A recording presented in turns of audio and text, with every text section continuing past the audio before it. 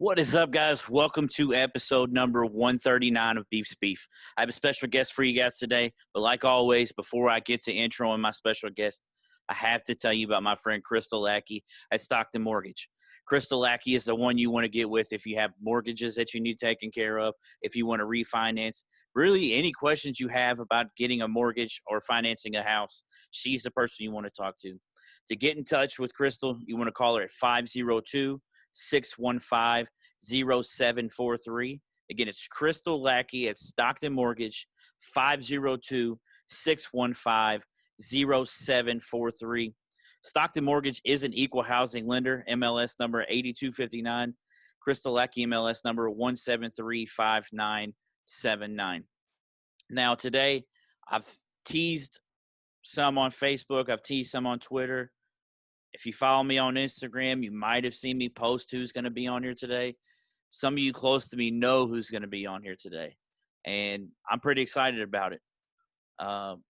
So my next guest is an ESPN employee. They are a SportsCenter host, formerly on Baseball Tonight, formerly of a few different television channels, but you will most know her for being on daytime sports centers. She is actually on right now before we do our interview.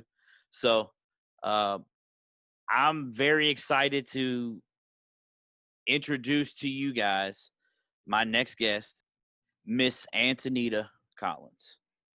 All right, guys, so with me now is Toni Collins. And Toni, I appreciate you taking out time for me to record my newest episode with me. Yeah, thank you for having me. Thank you. So I just got done watching you on SportsCenter. It's funny. I know people always ask me how I get in contact with people. And this one, I literally just threw a random Instagram DM and you were like, yeah, sure, count me in. And I freaked out whenever you answered me back. And I don't know if you remember seeing that. I didn't know what to say because I didn't expect you to answer back. I just put myself in your shoes and I'm like, I've been in that end and like I always get no's. So I was like, you know what? I try to put myself in your shoes, and that's happened to me. So I was like, it doesn't kill me to like talk to someone, right? So why not? It's funny because I found out early on whenever I started doing this is like, if I ask somebody and they say no, I'm going to be in the exact same spot that I was in before. Nothing to So, okay, someone tells me no, that's fine. I'll just go on to the next person. Good mentality to have. Yeah. So you were born in Mexico City, outside of soccer, which we'll speak about here in a few minutes. Yeah. Like, what other sports did you grow up like paying attention to? You know what? Baseball, a lot of baseball. My mom's a big baseball fan, so we always went to the Marlins games back when they were at Joe Robbie Stadium in Fort Lauderdale, and that was what I remember. I played softball when I was in middle school and high school, and I loved baseball. Baseball and soccer were my passion. So I read that you began playing soccer at age 10. Is that right? Yes, sir. And that you even were asked to join the U19 national team for Mexico. Yeah, so I did. I was able to be with them 2 summers and train with the under-19 Mexican national team. That was awesome. It was awesome to. It's an indescribable feeling to wear. I mean, to wear your country's jersey colors, represent them, hear the national anthem, and while I didn't take it after the under-19, it was awesome doing it those 2 summers. Was there a certain time when you finally felt like, yeah, I'm actually pretty good at this? When I got that call, when I got the call to join, to go to Mexico and do that, I was like, oh, and I mean, in high school I was good, but I always thought I was good because we had a very poor division. So I was like, well, I'll take it. But then when they called, I was like, oh, damn, you're good. Yeah. So, I mean, what was that feeling like when you got that call and they were just like, hey, we'd like you to join our team? It's indescribable because I think it was a lot of it felt good to see the reaction from my father and my mother. That was, I think, the best part. Not even for me. It was to see their reactions and see how proud they were. Yeah. Absolutely. So growing up watching your mother, who is a very, very accomplished woman, it was crazy reading all the stuff that she's done. She won Emmy Awards, writing best-selling books. She's got a radio show. She writes columns for newspapers. I mean, how often does it get overwhelming, people talking about your mom in interviews too, by the way? you know what, I'm used to it. I grew up around it, and at first it was when I started in this career, it was you'd get a lot of people like, oh, you're here because of your mom, this and that. After I got that insecurity or that obstacle of mine in my own head, you appreciate, and I really admire. I mean, I always appreciate it, but I really appreciate now that I know what she had to go through while having my kids and a family. Like, I admire it so much, and she deserves all the praise, and I'm so, so proud of her. So now I'm like, you're good. So like growing up watching her, was that like, oh, that's the career I want to do, or did you have something else in Yeah. mind? No, I always wanted to be a journalist. She was very passionate, until this day is so passionate about storytelling. She taught me how much of a responsibility it is to be a broadcaster, not just to be on TV or to look pretty or whatever. It was to tell a story, to get a message across, and you have that responsibility to tell someone's story. And I know it doesn't sound as big, but when you're in the nitty gritty of it, it is, because you have the power to sway a story, to tell a story, and to reach audiences that never in your life you're ever going to meet, but that is your work. So that's why I loved it, since I would see it from her and I would love it. Well, see, that kind of goes into what you were saying to me before we started here. You said you did so much research. I mean, I'm not even worth it. I mean, I honestly could have the power to sway something the way I wanted to, but I wanted to dive deep into it so that I could actually get to know you as a person. Because I can see you all day on TV, but I don't know. I'm the type of person that always wants to know, like, what type of person is that? Are they off the screen? Yeah. Well, I mean, I'm a nerd. I'm a loser. I should talk better of myself. Oh my God. See, I'm trying to work on that. I really don't do anything. I love learning. Like, I, I get a lot. I've done a couple of these podcasts, and people are like, oh, you made it. You made it. I'm like, yeah, but just because you're here doesn't mean you're going to here to stay, So Yeah. every day I try to learn. English is my second language, and I make mistakes all the time with English. So trying to read more, trying to I'm two different people. I hate to say this, when I speak English and when I speak Spanish. In Spanish, I can maneuver myself way better than English. So Hmm. then you put on national TV in English, and you can. So it's a little bit harder. So I try to hone that. And I'm a homebody. Gosh, I love to watch sports, even if I don't play them, even if I'm not a fan of them, just to honestly learn them, because then that gives me the confidence when I step on that stage. Absolutely. So, at what age did you guys move to Miami? Well, actually, I moved to San Antonio first. I was 9. Oh, 9. wow.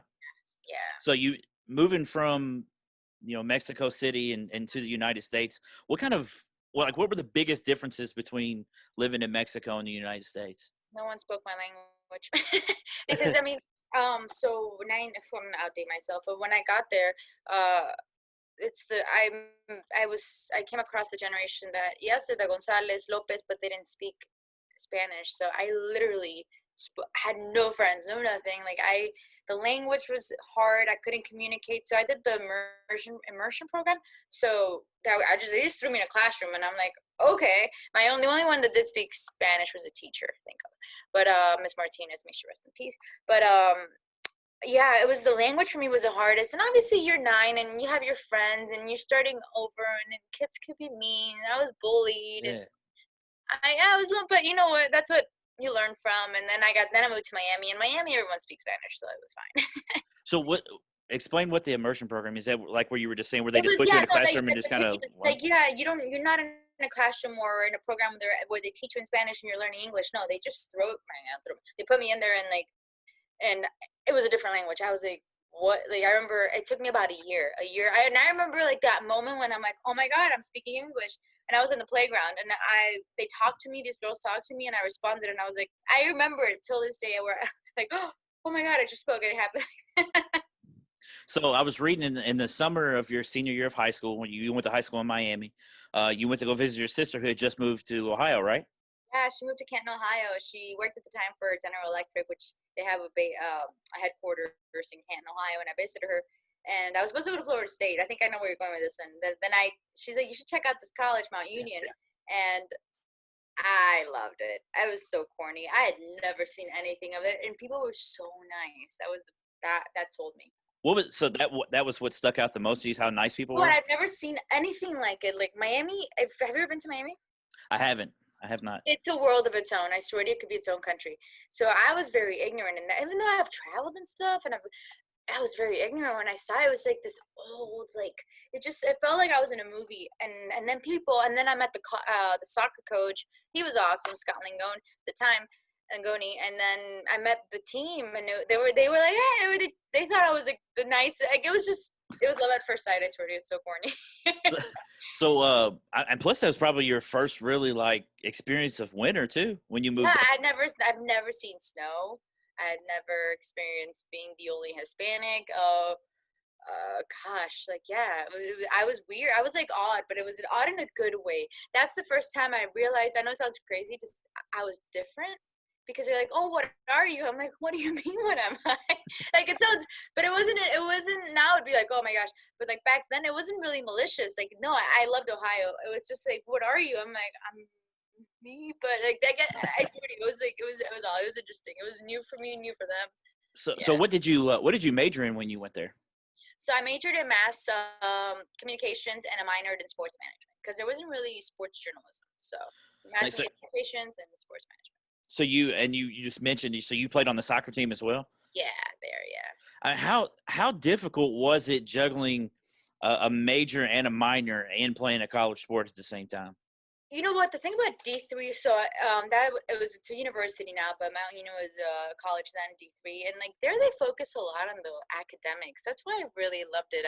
It was 4,000 kids, but even though we played, like the coaches, everything kind of tailored for you to like put academics first. Even that makes sense. Like he was like there was always like after practice like stuff like regarding our studies and stuff. So they made it easier, and then it teaches you discipline. I'm not sure. I mean, it was having that structure, and that's why I love sports because like since I was little, I played them, and they gave me that structure I needed. I think you just taught me something and you didn't mean to. Mhm. Did you just say that it was a college at that point, and that meant it was D3? Is that Oh, really a I don't thing? know. No, no. Well, it's a college. It's transitioned to university recently. I think they're still D3 though. They're still D3. So if Yeah. it's called college, that usually means it's a lower level, and if it's called university, it means it's higher. I don't know if it's a lower level. I'm not sure. I think college is more specialized. They have specialized majors and minors, I believe. Don't quote me. But Because I was about to university. say, you just taught me something new I had no idea Oh, we about. gotta Google it. So, you also interned with the Cleveland Cavaliers and a CHL team, the Youngstown Steelhounds. What Yeah, we'll yeah. go into the Steelhounds because I want to ask you a certain question that I was reading about in there. But what all stuff did you do with the Cavaliers? Because that probably would have been around LeBron's early career. It was Cavaliers was mostly like I did more of front office stuff and fan interaction and the stuff that nobody wants to do. You have to go bug people and like ask them for surveys or cold calling and so I did that. But it was part of our sports management group. So I mean, they're showing you a different sides in game and entertainment. So it was more on the back, the not in front of the cameras or anything. So I just mentioned the Steelhound stuff. I read that you did a lot there, and that Yeah. you even dressed up as the mascot. I was the emergency backup mascot. so, And I so totally how many times did you have to do that? couple because Nate never showed up. No, I'm just kidding. He did. No, it was so he had two jobs, but so when he couldn't make it, I'd be. But it was so funny because he was tall and lanky, and I was short. So like little kids are smart, man. Little kids were like, "That's not Crusher. Who? That's a girl." Because I guess I was shorter than the taller guy, but it was fun. I loved it. I have first special appearances too and stuff like that. So yeah, I was a mascot. I was a dog. Well, so you said that when you interviewed players there, that it helped you on with your. Yeah, I Um, think yeah, even like honestly, even like this helps me, to be me and to like to talk and everything. But back then, it was like my first real introduction to athletes in the sense of the questions that you're supposed to ask, the excitement, the energy levels, you know what I mean. And so it did help me. So it was the beginning of a lot of lessons. But yeah, it so helped. did you have to write your own questions with that, or did they give you certain token questions to ask? You know what? They had the token, but the more you got more comfortable, the more you start watching, the more you pay attention, the more you know, and Yeah. that's how it evolves. Yes, I mean, I'm sure that had to help. Even though I know with your mother being in show business with different things. She probably helped you with butterflies along the way anyway, telling you on different ways to adjust for that. Till this day, my But I'm friend. sure that probably had to help as well, didn't it? Oh, completely, because it's totally different, like totally different things, and different crowds, different viewers. So yeah, for sure. So after you graduated, you moved back to Miami, correct? I sure did. Yeah. You I moved am. back to. It's funny. I'm telling you stuff that you forgot about. I know. I was trying to like go back. I'm like, yeah. And you became a production assistant at Univision. I did. I would grab like I was like literally transcribing interviews, getting coffee for the anchors, getting their dresses for award shows, umbrella holder for like because so Univision has they have their own like MTV Awards type of thing. Like they have this thing called Yeah. Primero Nuestro, and I would be the umbrella holder, or I was like the handler. Like yeah, I did all that. Wow. So you were also working for CBS as like a radio Yeah, and coverage. after that, I applied. Yeah, I was, because I was like so frustrated. I'm like, because a lot of what happens a lot is you graduate and nobody wants to hire you because you don't have the experience. Yeah. So I was lucky enough that I didn't have to like support a family or myself. So I lived at home and I was able to do the internship. But then I got frustrated and I started applying everywhere. And CBS Sports 1010 in Tampa, which was 4 hours away, had a little opening and a midnight show, the graveyard shift, the midnight to 7 a.m. As a board operator. And I just wanted to be involved in sports. So I was like, you know what? Teach me. Let's go. And So did you work both of those jobs at the same time? no, I left the internship and then I moved to Tampa. Oh my gosh. And I remember I found a roommate, thank God. And it was hard because, I don't know if this had happened to you before, but like, I remember like looking at my bank account. I'm like, man, I have like, what's peanut butter and jelly is like will last long. Like it was to that point. My mom was helping me, but she wasn't like here, but like, you know what I mean? Like Yeah. I remember like, oh man, like peanut butter and jelly, that's gonna be weak, or I would mooch off my roommate, like she had food and she cooked. I'm like, oh, there you go. so, yeah, So you so, got to cover the Bucks, the Lightning, and South Florida, right?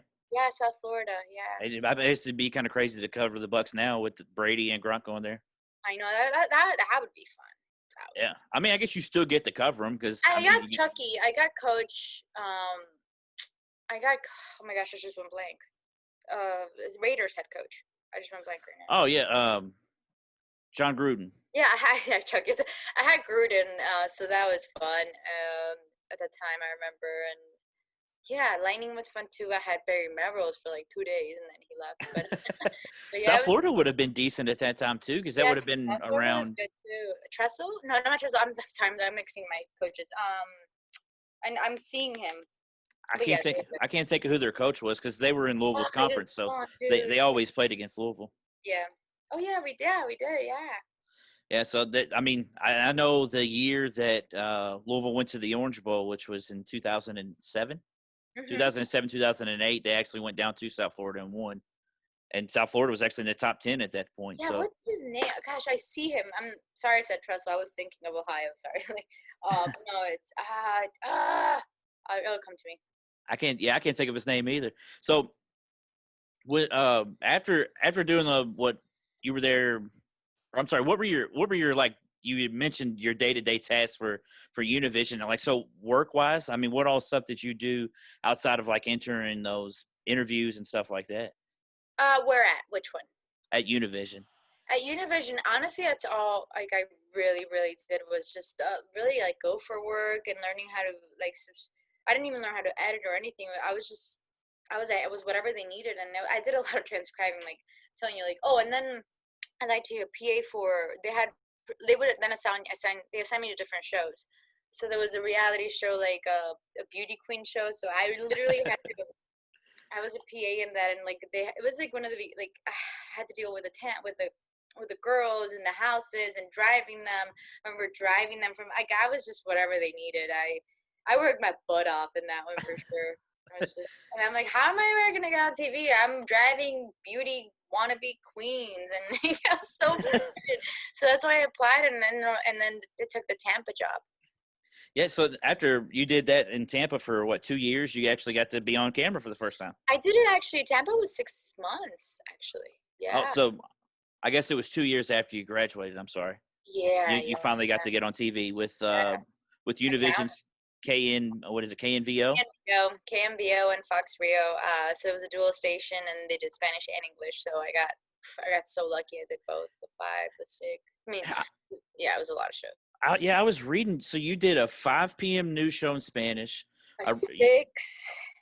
Yes. No, it's 5 was English, 6 was Spanish, and I forget because of the hour notes. And then the 11 was the Spanish. 9 was Fox, and then 11 was Spanish. Yeah. I was reading that. I was like, that was hard. They worked us. That was a really good experience because I got to do everything there. I did weather, I did photog, I did sports, and then I became anchor for the Fox one when the Fox anchor left. And then I never anchored in Spanish, but I always reported in Spanish, anchored in English, and yeah, I did weather as well. How did you handle doing that? I mean, I'm guessing. Do it. You honestly, like, that's the hardest part when you're thrown in things and you're forced to learn, and you just do it, man. You do it because you have to, and yeah. Did you ever get on there and start speaking in the wrong language on accident one time? I've never done that. I've gotten stuck, and then I'll just throw Spanish because I'm like, my brain needs to think, and I just throw something. I still do it to this day. So I was reading an article about you, and I don't know. You ever would you Google there? Because I've seen some Google. I'm like, Well, this was actually a quote from you. Oh, okay, good. And if it's wrong, then you can tell me. But I was reading an article, and you compared covering the U.S.-Mexico border to a Wild West movie. Oh, totally. What can you expound on that? Explain what you mean. I feel so weird talking about this, but about myself and stuff. But I just remember like my first ever story. I got sent to a shooting, and you're there, and like you see the blood, you just see everything, the bodies. That was not just one day. That's every day, to the point that when I was fit, there were bodies coming out of the river because it was in the Rio Grande Valley River. We had shootings on a daily basis across the border, which is 7 minutes from where we worked and we lived. There was drug busts every day. I remember this is so terrible. You get so desensitized. You're like, all right, well, let's see who dies today. We got a shooting probably coming up. Instead, we would joke that instead of the weather, we would have what's up this time. You know what I mean? And it surprised me. Kids in cages. That's been there for a while. It surprised me that I never, ever, while I was in college or anything, that never got out. I'm like, every day there's a shooting. Every day I have a drug bust. What? And it was crazy. The homicides, the murders, the shootings, the drug chases, the car chases. You know how you see in LA all the car chases? Oh, yeah. It was insane. I never seen so much crime, and I got so desensitized when I was there. It was crazy. It's crazy that it feels like everyone is getting that way now. You see, because everyone has a cell phone at their fingertips. It seems like, something like I see some people that just don't see that George Floyd thing and get visually upset. That still visually upsets me. Oh, that's And there's some people that are desensitized and they're not in media or they're not reporting. That's crazy to me. And it's crazy to me that everything is getting like that now, it seems like. I hope it doesn't, but it is. Yeah. Yes. So you covered, just like you mentioned, you covered stories on drug trafficking and immigration and on both sides of the – so you did this in Texas and Mexico? We would cross. We weren't supposed to technically, but my photog, I hope I don't get in trouble, his reasoning, and I still use it. It's better to say you're sorry than ask for permission at times. So we'd cross to our store, we'd record and then come back, and we got in trouble once and suspended, but that was it. But it was a really good story. We needed to go too. So did you have certain days for certain duties, or did you just find out when you got where you were doing that day? Honestly, you got there, that was it. That was what's crazy. I don't know how their newsrooms work, but I remember I'd be like, all right, I'd get in the morning 7. They're like, oh, we got a shooting overnight. A lot of things overnight happen because that's when when a lot of the crime, I guess not crime, but the drug trafficking and shootings and stuff happen at night. So it was they were ready for the 7 a.m. perfectly. And then, given where it was, there was always something more happening in the afternoon. So we'd have another story for the night. And it was challenging, but a good challenge because I would have to do it in English and Spanish every day. Yeah. So you did that for a good amount of time. What, 2-3 years? 2.5 years. Yeah. You think you would ever go back to doing that, or would you stick with sports forever? You know what? The more after seeing what's going on in the world, it gives you that itch. I feel bad at times doing sports, like it was really hard after George Floyd and after COVID to do sports when so much is going on that we're talking about, oh, you can't play Yeah. NCAA or if I felt it was hard. I remember talking to my co-anchor, David Lloyd. He's like, I don't even feel like doing this. Like, this feels wrong. And it gives you that itch to go back. I mean, it gave me that itch to go back to news, but Yeah. Yeah, I took a couple of weeks off on this as well because it's just like there's way more important yeah. things going on than me putting a podcast out. I guess like people need escapes, right? So Yeah. yeah, you can see it that way. So you think if you got the chance you would go back into reporting or maybe not Well, you know reporting but what? anchor? If the opportunity was presented itself, I wouldn't say no. I would definitely think about it. Yeah. So growing up and wanting to do this as a career, was ESPN always kind of a dream for you? Yeah, completely. I think it's everyone's right at some point, or if you Yeah, I want. mean, I grew up watching Stuart Scott, like you just said, RIP, a mentor teacher. Like Stuart Scott, that every year when Mhm. he passes, that day, I still always get upset because like I grew up like once I realized as a kid that I wasn't going to play sports just because you realize that at a certain age, I'm not going to play professionally. So I need to Yeah. figure out what other thing I can do. Mhm. And like seeing Stuart Scott and Rich Eisen together, like that was the duo for me when I was a kid. Yeah. And the video of Rich Eisen when he found out on NFL Network that Stuart Scott had passed away, like I share that speech every year on my Facebook because like that's one of my heroes. Like that Yeah. I used to watch him on there and like the way he made things different made it cool as a kid to watch SportsCenter. Yeah. Totally. So how did when you got the call from ESPN or did you reach out to ESPN or like how did that go? Well, when you get to a certain level, you get an agent, right? So then they reached out. I auditioned the first time and I bombed it. It was so hard. In the sense, like you get I mean, you try not to get nervous, but you walk on campus and you're seeing everybody that you ever dreamed of. Yeah. I auditioned in a set where everybody was actually, it's the newsroom where they cut the videos and stuff like that. So everybody, now it doesn't exist that set anymore, but everybody was there. I was nervous. It's a really interesting process. I remember having like 6 interviews, lunch. I write an English and Spanish segment, and then more interviews afterwards.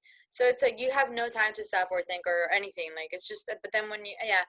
So I didn't do well the first time, and I bombed it, and I was like, I'm not. I remember walking out of that car to go to the airport, and I'm like, I'm not coming back here, never, like no chance. They called back. They said I was very green, that I wasn't ready, and then a year later I auditioned again. They called again, and there was a position open for digital, and I started in digital, and I took it. Yeah. So did they at least give you what things they felt you needed to work on so that you could kind of Yeah, improve on it? confidence. A lot of the things is confidence in owning the room that you're in, realizing that that is your desk, no matter who you are, whether you're Adam Schefter or you're Tony Collins, like that's you. So that's your desk to hone and to own, and I didn't, and I was very green with that, and I let a lot of my insecurities obviously affect me. That is something that I do notice whenever I watch you on SportsCenter is that like it's like the camera's not even there a lot of times with you, which is a good thing for me to Oh God, watch good. because 'Cause because I it's got like I see you seem so relaxed and like I don't know. It seems like when I watch you on there, it's like we know each other. You know what I mean? that's And that good. That for me is the goal. I get a lot. I right now I'm working on a fine line between that and because I tend to laugh a lot. I tend to smile. I tend yeah. to like take it like relax, but like a little bit serious. But I'm trying. Yeah, I mean, at the end of the day, you got to be you, right? That's Yeah. it. It sounds like that's the best advice people give me. Like, have given me. Be yourself. So I'm trying to do that, and I'm trying to like know, like when you have to be serious, you're serious. When you're not, you're not. But at the end of the day, it's like we're friends, right? We're talking sports, and I'm Yeah. not trying to be perfect because I obviously mess up, and I'm not perfect. But you know my intention. It's about being authentic. Yeah. Authentic, you can't lie, man. You can't lie about being Yeah, you actually mentioned that in one of your interviews that I was listening to that when you got to ESPN that you were talking about something that you wanted to do and the guy that actually got you on said that he wanted you to just be yourself. yeah, yeah. And I was very like, you try to like be the anchor and stuff like that, and And then I don't know, like I mean, you're human. You see other anchors, you want to be like them, but then that's not you, and it sounds so fake, and it just bombs, right? So Yeah. it's. But listen, I think we're all like it's someone who's very comfortable on their skin is Elle Duncan. That's why I wish I could be in my own version. Like what you see is what you get. You're gonna mess up. You're gonna mess up. You're not. You know what I mean? But at the end of the, my message, and you know how authenticity is. So what actually went into digital media? Like, what did you do when you were in At that? that time, it was when digital media was like, who cares about digital media? I remember when I left, I was in the not to like sound like conceited. I was in like the top shows in Spanish. Like I was in Despierta America. I was on Primer Impacto, Noticiero. I was on the main shows doing sports, and I went to digital and like nobody like why would you go to the internet? I remember 2012, 2013, and we just so sad. We did videos that were 4 minutes long. So what we do now that are 30 seconds like we like have so ESPN at the time like they have the 4 headlines or the 5 headline stories. Okay. We put video to those, whatever was clicked, because they follow what people click. So like, hey, this one's getting a lot of clicks. Let's get a video with the writer, with somebody related to this. So it was an NFL story. I don't know, and Teddy Bruschi. Let's go have him and have his opinion on this. And that was it. That was it. When we would do that, we just do that. And then we do segments for previews and stuff like that. Whatever you have online now, like the little clips, but they were long. They were like 4 minutes, and then I got a promotion to do updates. I was doing updates, and now I got promotion for 2 days for SportsCenter. So How did that come about? Like, how did you get to where did they just say, "Hey, you're doing a really good job at doing this," and they just say, "Hey, let's bring you yeah, up"? they're like, you work hard, you deserve this. I mean, it could change always, but to make the best of the opportunity right now, and this is what's available. So then you take it or you leave it. Yeah. So like I just mentioned, growing up and watching Stuart Scott and all that, like, was there somebody that maybe that was on ESPN that you grew up and you're like, that's who I kind of want to be like? You know what? I always enjoyed Linda Cohn. She is so funny, I loved her laugh, and she was just so chill and relaxed. And so I grew up watching Linda Cohn on the desk, and I wanted to be like her in that sense, like so knowledgeable and passionate about her sports and her teams. And yeah, Linda Cohn. So you kind of went over it a little bit, but is there something that every day? Because I mentioned like you make it kind of like we know each other on there, and I appreciate that. I really, It, I really appreciate that so much. So thank you. Like you just made my day. I would scream if it wasn't recorded. so is that one of the things, or is there something else that you try to bring to Sports Center or just TV every day? You know what? I don't even. I just I try to put myself in a viewer's shoes and like just be like, oh, she's not like I'm cool, I'm not cool, but like, oh, like you always talk in sports with either there's a girl involved or something. So be that girl, like just chill at home. I picture myself having these conversations or those shows. Like I try to envision like me being in a not in a frat house, like in a college house or out to eat, and you're talking sports with your dude friends and stuff like that. So I guess the girl next door, I guess would be like, yeah, just making it more human or like not like a sports radios and I don't know that's a really good question. Here's the thing that I get from it. I don't ever feel like you force it. And I think that's something that appreciates it more, because sometimes I feel like that even if it's a female and they're very knowledgeable about sports, sometimes I feel like they try to force it. And I feel like with you, it just flows. Here's the thing, like that's another one I'm trying to like get better at, because like I know we all want to act like we know, but like I don't know. I think my job is not to prove it to you. I guess I mean, but it should, right? It should be, but it's not to prove you how Well, much no, I know. actually, it shouldn't be, because It's to help you you. got to your position for Yeah, how good of an anchor or an analyst that you are. Like, to me, like, that's proof enough. Like, thank and you. that's why I appreciate so much that the way you do things is, this is just me, and take it that way. And I appreciate that myself. And I really appreciate that. I appreciate that because it's just like my job is to facilitate the analyst or whoever I'm interviewing so they can give the best information out there, right? That's what I think. Like, but then, but I know like I know they're gonna be like, oh, you're pretty. I mean, I'll take the mean tweets that tell me I'm pretty and that I'm only there because I'm. All right, I'll take it. I'm see it, but good job, guy. But yeah, that's I guess I see it like I just want to facilitate whoever I'm interviewing to give me the best answer possible for what we're trying to get.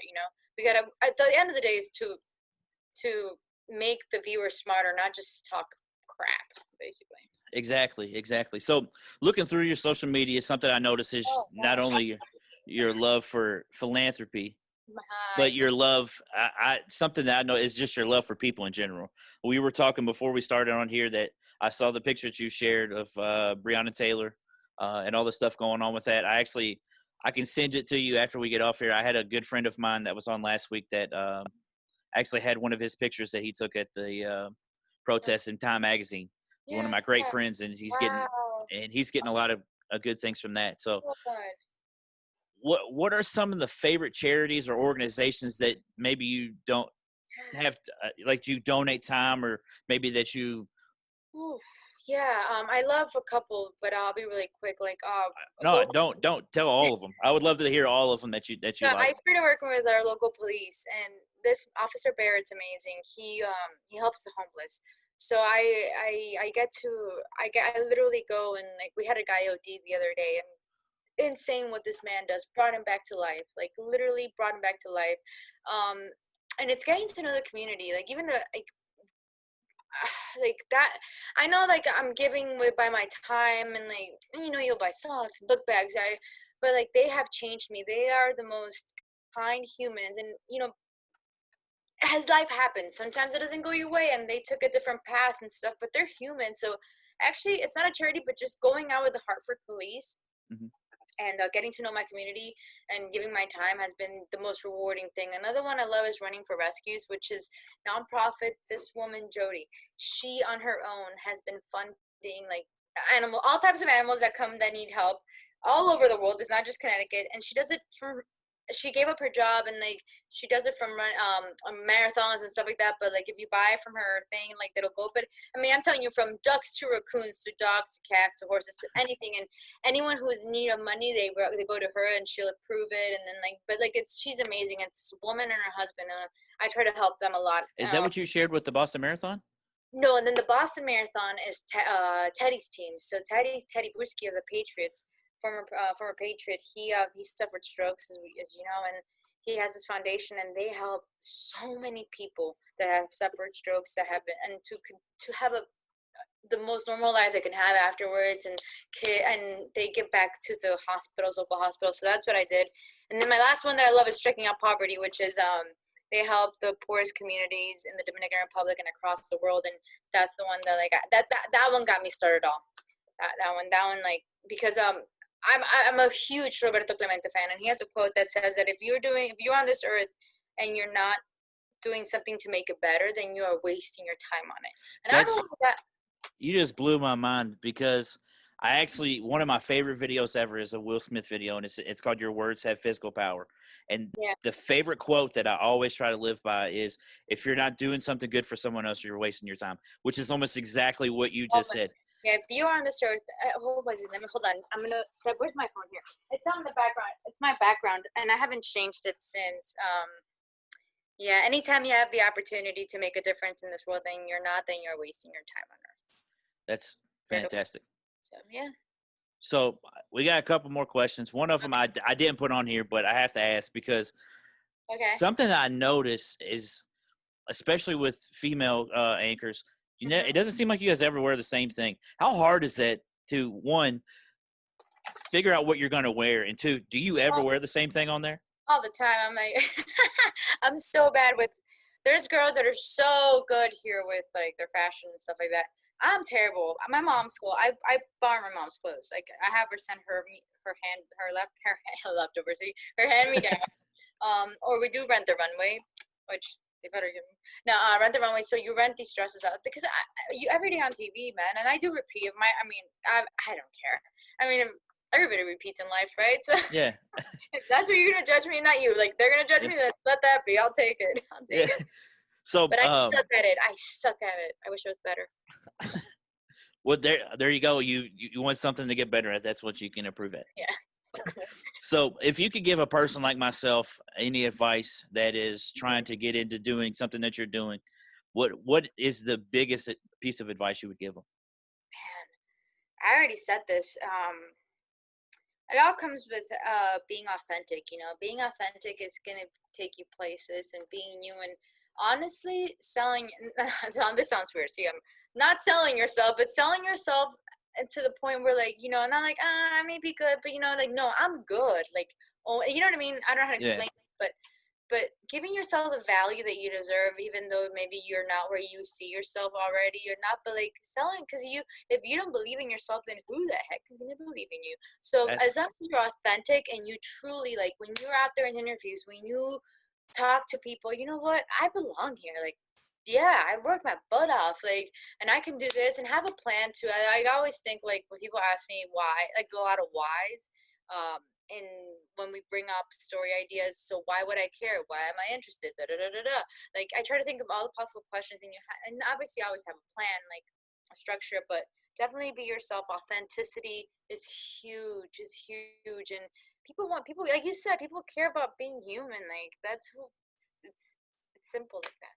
it's crazy that someone in your profession says the same thing that so I'm always a person that reaches out to my friends that listen to my podcast and say, Mhm. tear me down. Like, please tell me what I'm doing wrong, because you telling me all the good things is never really going to help me. That's true. Like today, like they're like, Tony, you butchered this because I got they're talking in your ear, and it tripped me up. It tripped me up in this bump, and I messed it up, and immediately they're like, just slow down in your brain and stuff like that.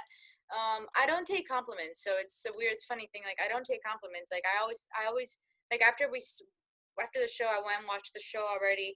I'm like, man, I could have done this better. Da da da da da. And it's really hard for me to take a compliment. So it's like always having that drive to get better, man. And like, and you have it. You have it. So Yeah, I actually had a friend that told me, or he actually didn't tell me because he was afraid to tell me. But my other friend told me what he said, and he just said that he felt like I was being too serious all the time, and to not lighten up, but relax more yeah. and let my humor come through. And I was like, man, that's stuff that I need to hear. You know what I mean? Like, Yeah. I'm up here looking all tight and stuff, and you're not telling me. So Yeah, that's the best. But that's how you get like people to be more comfortable with you, and yeah, like and then you don't, and it snowballs. But you're a good listener. Like, I know you don't want feedback now, but I'm like, you're a good listener. You do your research. Like, that's awesome. Like, you know your subject, and not in a creepy way. See, so that's what happens to me in my English. Like, I'm like, am I saying this? Like, no, it's not literal. Yeah, like that's what it's all about. And it's those things and making that a part of your life and the consistency. so my last question before Mhm. we do the rapid fire questions. Oh, Yeah, the rapid fire questions are at least fun ones, though. okay, okay. So I read that your mom has written 7 books Mhm. and that she is even a bestseller. Is Yes. that a goal of yours? Are you like, do Uh, you, is that a goal of yours to write a Listen, book? I Are have you a in more the process of writing? my mom's an open book, literally. All her problems are out there. You don't have to like, oh, people cannot blackmail us. She writes them all. I mean, you know, if you saw it, I don't know if the titles are in English from all her books, but it's all about us, her family, and her life. So, I mean, yeah. So she's I'm more of a private person, and I think it's because I grew up in that. You know, I enjoy writing. I don't know. My goal is to just get better at everything that I don't want to take for granted being here. I get emotional. I don't get take it granted. So I want to get better, and I know you're supposed to make yourself proud, right? Of everything you do, but like, I tend to want to make her proud. Tend to make my bosses proud, people that believe in me. So just trying to get better. Seeing I get emotional. So. Well, no, I mean, I get it. Like, I feel like with a lot of this stuff, it's crazy because like we're on the same level with a lot of stuff. Like the main thing with this is like I love talking to my dad about it and just Yeah. saying like, hey, like this is like look, it's crazy. Like I grew up, I'm a huge Louisville fan. Like that's that flag behind me, and I like heard.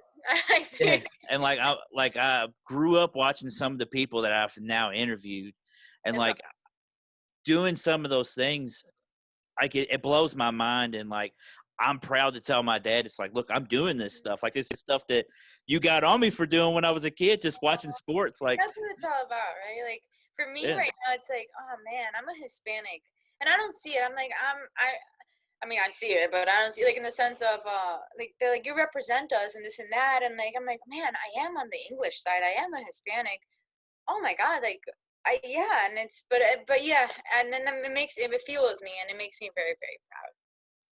all right. So it's time to get to the rapid fire questions. Okay. These are lighter, so Okay. you can loosen up some. But all Me. right. So you understand rapid fire. You know, I asked you the question, you just throw the first Okay. thing up. Okay. All right, favorite meal your mom made for you as a kid. You're not gonna know it though. Well, then I guess just explain it. Explain what it is then. It's called salpicón. Salpicón is basically lettuce, shredded beef, and like it's like a taco but open, but it's salpicón. It's really good. So there you go. All right, you got to pick one: pizza or tacos. Why would you do that? I got to get. I'm bringing the hard questions, the tough questions today. Tacos, street tacos, Street tacos, very specific. All right, wings or burgers. burgers. All right, French fries or tater tots. Ah, French fries. Tater tots more of a North American. No, don't put that on me because I hate tater tots. Don't put that on me. I do not like tater tots. North American, I didn't say. Yeah, I do not like tater tots. All right, favorite movie. Oh, I love. Don't judge me, Tommy boy. Why would I judge you? I love that, especially you being in you going to college in in Ohio. Welcome. I don't know, I don't know, but I'm supposed to say something. No, Smart. Tommy boy, that's in Sandusky. That's not far from where you went to school. Sandusky, yeah. I actually went to Sandusky and went up to the theme park up there. Oh yeah, Cedar Point. Yeah, Cedar Point's like 6 hours from where I live. Oh, cool. All right, so favorite TV show currently and all time. Okay, I don't watch TV, but okay, I do love Friends. And right now, I'm so old. I'm old. I just caught on New Girl. I know this is old, but I love New Girl. Someone told me about that show last year, and I started watching it, and I didn't. So corny. I didn't finish it, but it's good. I love it. I love it. It is good. Oh, but I do. But like, do you mean like reality shows? Because if it's a reality, It could be anything. I love My anything. favorite. The Daddy Luke Bryans and so American Idol. Like my favorite show ever is Chappelle's Show. I love Chappelle's Show. Good, yeah. So I mean, that's not really your I typical apologize. TV show. I just stuck my face in the camera too because I was looking at you. It's all good. All good. More authentic. There you go. Favorite flavor of ice cream? Chocolate chip. No, cookie dough. All right. Biggest fear? Failure. Failure. That's a good one. All right. Here's a good one. A hidden talent that most people don't know you have. I can bend my toes really weird. I don't know. You bend. So you know you have 5 toes. I can bend. Like, well, I don't want to give you the finger, but I can bend 2, and like the rest I can keep straight. Yeah, that is a weird hidden talent. Try it. I got shoes on. I'm gonna keep that. We're not gonna do it on this because there's some creepers out there that like want feet stuff, so it's gross. Yeah, that is weird. All right. Favorite music album currently and all time. Oh, why do you do this to me? I'm the biggest dork, so I'm a huge Hanson fan. So Hanson all time for me. Oh wow. I know nobody knows that. I think bop ba da ba do bop, and I hate you. I never talk about this because it's like bop. The first. So do you still listen to that album now? I still have it, but now, gosh, I'm trying to think. Oh, let me see what I have. No, it's even worse. But I just downloaded. So no, it's Britney Spears, her first album. I'm going back in time. So there's not anything current that you listen to? I have to. I love a lot of Spanish music, so a lot of Spanish. But all right. So your favorite cereal? Oh, I'm lying. I just figured out. Luke Bryan. Sorry, Luke Bryan. Sorry. Oh, there you go. Yeah, Luke Bryan and his whatever he does is amazing. I love that man. But what was it? Cereal? Lucky Charms. Lucky Charms? Really? Lucky Charms?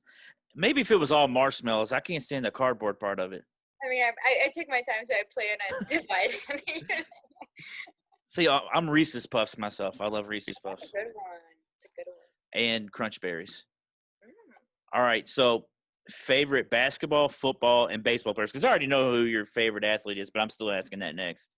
Because you don't pull any punches at saying who that is. Oh, punches? Did you say? Wait, because of Nolan Ryan or no? I mean, I guess you. No, I wasn't saying the biggest sin. I know what you're talking about, Messi. Yeah.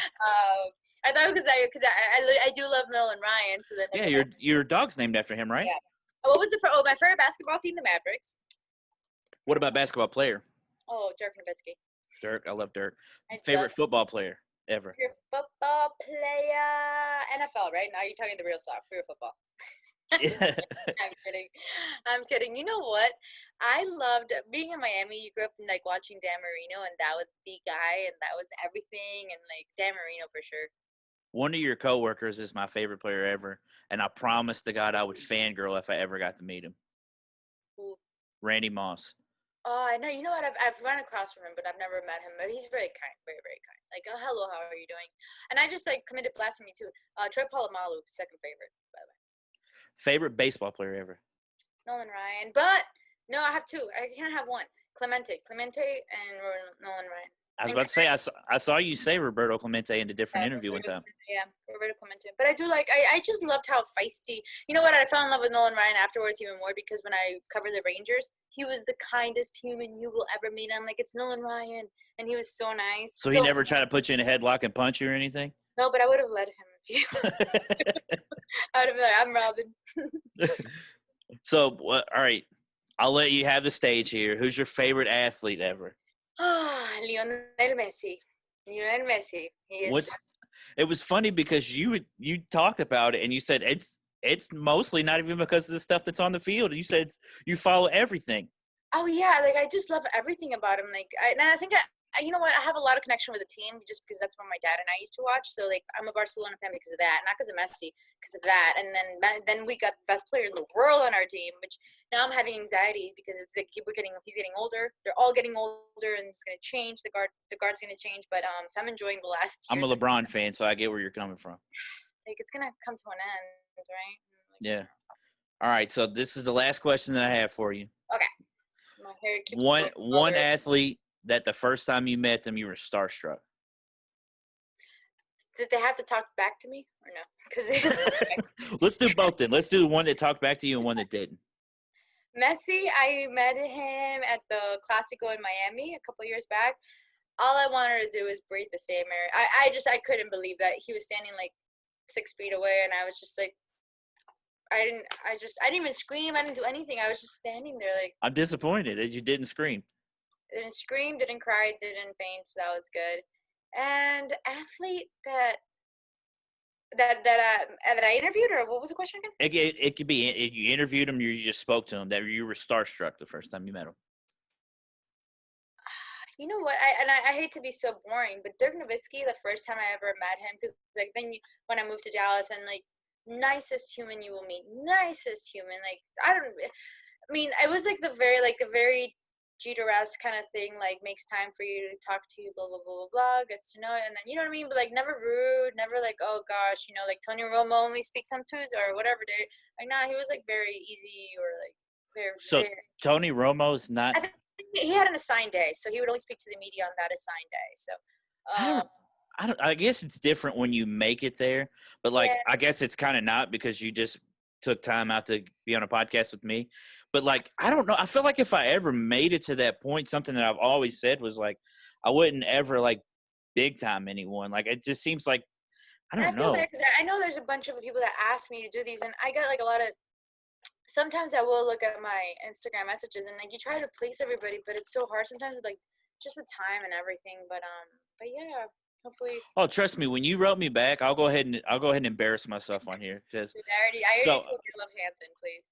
So I was playing Xbox with my brother and my buddy, and just sitting there playing Call of Duty, and all of a sudden my phone goes off, and I look, and you wrote me back and you said, "Sure, count me in," and I said, "Oh my God," and they were like, "What?" And I was like, "I just said, oh my God, like 3 times," and I was like, so "Funny, oh my God."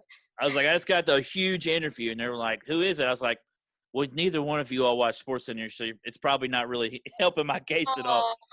But yeah, well, this was huge. Thank you for asking, and thank you for being so kind and like making me feel important and stuff. So thank you. Absolutely, thank you for doing the same. Like I showed the messages that you sent back because I was appreciative of how nice. I was probably in a rush. Like sometimes I don't. Was I rude? I mean, no, it was the exact opposite, which is why I showed people. Okay. So I was like, you were like, "Sure, count me in," and put a smiley face, and I was like, "You didn't have to put the smiley face on there. I didn't expect that." Oh, I like to smile a lot. I tend to do that. But Toni, I appreciate it so much. Like I can't lie, I've been a nervous wreck since you said that you would come on because it's like this could be I'm This just could be seeing a something that shirt could do count well. me in. Oh my God, you actually answered. That's what you said. Yeah, see, that's what. Yeah, now you made fun of me on here, so now everyone's gonna know that I said that. So thanks. So now everyone knows you like Hanson, and everyone knows that I fangirled out when you answered back. So thanks. I like Hanson. I love Hanson. I wanted to marry one of them, but we'll talk about that another day. Thank you for having me, honestly. Congratulations on all you're doing as well. Keep doing it. I know I've been in your shoes and it gets discouraging at times. You're like, how? But I'm telling you, like, keep doing what you're doing. Like, someone will notice. Keep pushing. Keep believing in yourself the most, and you will be here. You will be here. Thank you. Thank you so much. And again, I appreciate you taking time out. And I do have one thing though. So you don't have to give me your address, but I wanted to give you one of my shirts on my podcast. Oh my God, yeah. So you can give me Definitely. and this Okay. after and now that way I want to mail you one of my shirts as a thank you for coming on my podcast. That's so sweet. Thank you. Thank you so much. Thank you. I appreciate that. So again, thank you for taking time out, and I appreciate it so much. Anytime. Have a good day.